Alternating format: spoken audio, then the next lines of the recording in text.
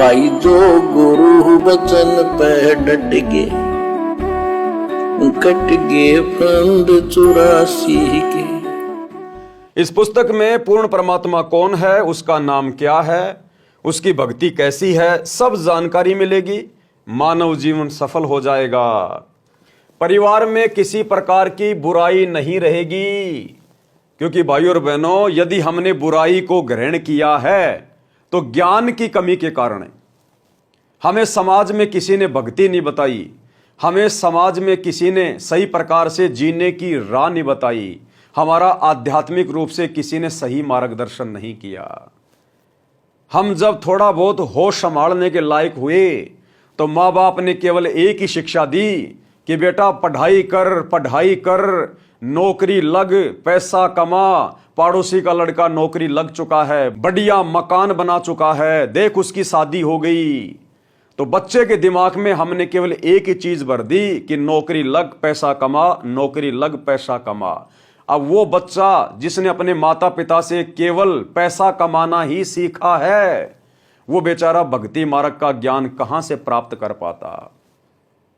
और इंसान को यदि कोई वस्तु सुखी करती है तो वो है भक्ति। भक्ति से इंसान के पुण्य बनते हैं और इन पुण्यों के आधार से ये मनुष्य का भविष्य निर्धारित होता है।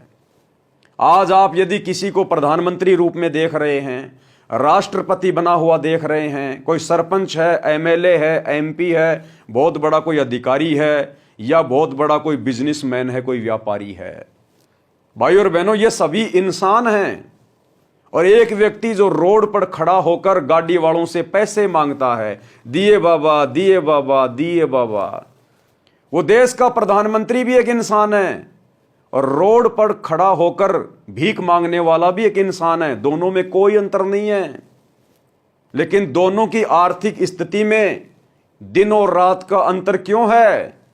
क्योंकि आज जो प्रधानमंत्री बना हुआ है, बहुत बड़ा कोई बिजनेसमैन है, कोई पैसे वाला है, उसे जब कभी मनुष्य जन्म प्राप्त था पहले, तो उसने भक्ति की थी, उसने दान पुण्य किया था, उसने शास्त्र अनुकूल साधना की थी, जिस कारण से उसकी भक्ति रूपी बैटरी चार्ज है। और उसी के कारण आज वो इस मनुष्य जन्म में भी सुखी है। और वो भिखारी जो आज एक एक रुपए के लिए लोगों के आगे हाथ फैला रहा है, उसको जब कभी पहले मनुष्य जन्म प्राप्त था, उसने संतों की बातों को कान के ऊपर से टाल दिया कि रे कुछ नहीं, इन पुस्तकों में कुछ नहीं लिखा, ये सब बाबा लोग अपना धंधा कर रहे हैं, सब पाखंडी हैं, कोई लेना देना नहीं है। माँ बाप की सेवा करो, हैं, अपना काम धंधा करो, अपने बच्चों का पालन पोषण करो, बस यही भक्ति और कोई भक्ति नहीं है। इस प्रकार की सोच रखकर जिसने संतों की बातों को कानों के ऊपर से टाल दिया, जिसने शास्त्रों के अनुसार सत भक्ति नहीं की, आज वही आत्माएं आध्यात्मिक रूप से डिस्चार्ज होने के बाद रोड पर खड़े होकर एक एक रुपए के लिए हाथ फैला रहे हैं, एक एक रुपए के लिए। और यदि वर्तमान में उस देश के प्रधानमंत्री ने, राजा ने, उस व्यापारी ने, जो आज हर प्रकार से सुखी दिखाई देता है, यदि उसने आज दोबारा भक्ति शुरू नहीं की, तो वर्तमान जीवन में तो वो जितने भी सुख प्राप्त कर रहा है वो पिछले जन्म की भक्ति से कर रहा है। और यदि इस जन्म में उसने फिर से भक्ति नहीं करी, तो फिर कभी जब उसको मनुष्य जन्म मिलेगा, वो भी इसी प्रकार रोड पे खड़ा होकर भिखारी बनकर दो टूक के लिए लोगों के आगे हाथ फैलाएगा। एक सीधा सा उदाहरण है भाइयों और बहनों समझने के लिए। यदि किसी व्यक्ति ने पिछली बार खेत में बढ़िया फसल उगाई, अच्छे से देखभाल की, और उस व्यक्ति को 20 क्विंटल अनाज हो गया और पूरा परिवार अच्छे से खा रहा है, रह रहा है, यदि इस वर्ष वो व्यक्ति फिर से अनाज नहीं पैदा करेगा, फिर से फसल पैदा नहीं करेगा, देखभाल नहीं करेगा, तो पिछले वर्ष की कमाई तो वर्तमान में खा लेगा, लेकिन वर्तमान में यदि मेहनत नहीं करेगा तो अगले वर्ष के लिए उसके घर में दाने नहीं होंगे और फिर वो व्यक्ति कहीं मजदूरी करेगा, वो व्यक्ति 2 टाइम की रोजी रोटी के लिए भटकेगा, क्योंकि उसने वर्तमान में फिर से फसल पैदा नहीं की। तो जो व्यक्ति वर्तमान में सुखी जीवन जी रहे हैं, धनाढ्य व्यक्ति हैं, पैसे वाले हैं, राजा महाराजा राष्ट्रपति हैं।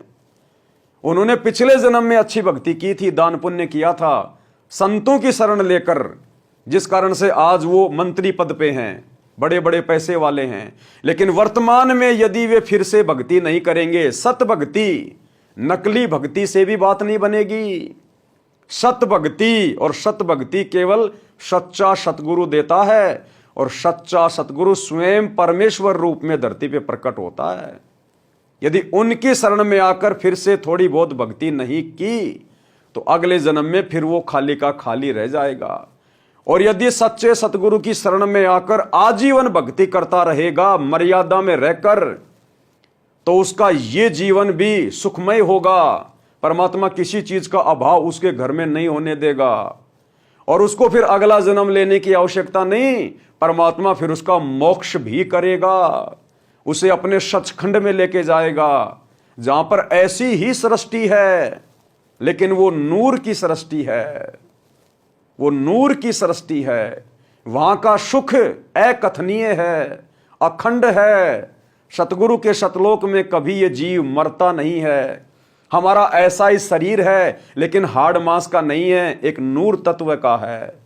वो शरीर कभी नष्ट नहीं होता, कभी बूढ़ा नहीं होता, कभी बीमार नहीं होता। सतगुरु के सतलोक में कोई काम धंधा नहीं करना पड़ता, बिना किए परमात्मा के भंडार से सर्व सुख मिलते हैं।